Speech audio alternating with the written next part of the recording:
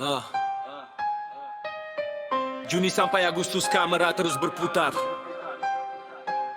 Berita datang silih berganti lalu menghilang sebentar. Pertamina Digita XP Bu jadi cerita. 3 tersangka ditahan KPK buka perkara. Kerugian 322 miliar. Digitalisasi jalan tapi anggaran bikin gentar. Minyak mentah Pertamina kembali masuk radar. Tata kelola 2018 sampai 2023 terus dikejar. Subholding dan KKKS ikut dalam pusaran. Minyak terus mengalir, pertanyaan bermunculan. Dari kilang sampai pompa semua jadi sorotan. Kalau sistem canggih kenapa muncul kebocoran? Bukan soal tuduhan, bukan soal prasangka. Buka semua dokumen biar hukum yang bicara. Kuota haji 2023-2024. Tambahan kuota berubah jadi perkara yang hebat. Aturan 8% mulai diperdebat. Duga 50-50 terus diselidiki ketat. 622 miliar jadi angka. 4 tersangka masuk dalam perkara. Kuota untuk umat jangan jadi permainan kuasa. Karena ibadah bukan ladang mencari laba. Yang berangkat berharap pulang membawa berkah. Jangan sampai sistem justru meninggalkan resah. Kalau ada yang salah biarkan hukum bicara. Buka semua fakta, jangan ada yang ditutup rapat saja.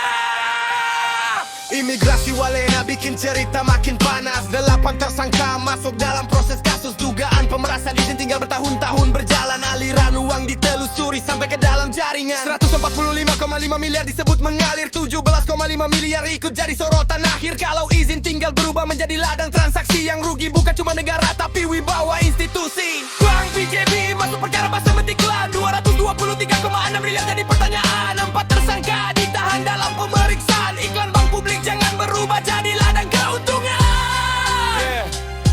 2100 rumah eks pejuang Timur 400 miliar dari kas negara mengalir. Proyek untuk pejuang seharusnya jadi penghormatan, bukan malah menyisakan tanda tanya dan persoalan. Kualitas bangunan dan pengadaan disorot. Anggaran besar membuat publik ikut nyorot. Kalau rumah dibangun dari uang rakyat harus berdiri kokoh, bukan menyisakan masalah yang berat. Rio punya SPD fiktif hampir 200 miliar. 195,9 jadi angka yang bikin gentar. Perjalanan dinas tercatat dalam dokumen dan berita. Kalau memang fiktif lalu siapa yang menikmati dana?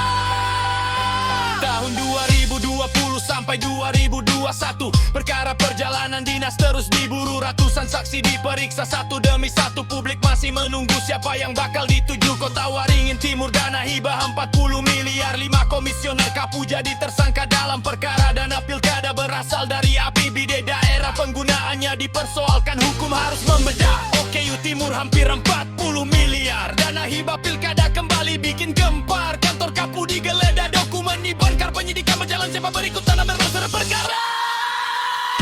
Sigulai Aceh, proyek irigasi puluhan miliar.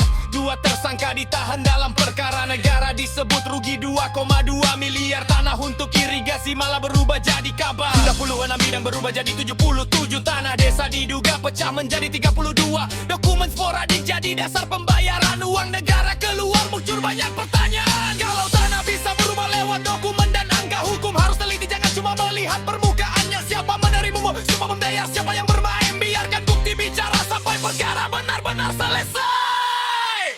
10 cerita, beda tempat, beda nama. APBN, ABBD, Bumen Kapu sampai Kementerian Negara. Ada tender, ada izin, ada kuota, ada tanah, ada perjalanan, ada iklan, ada minyak dan rumah.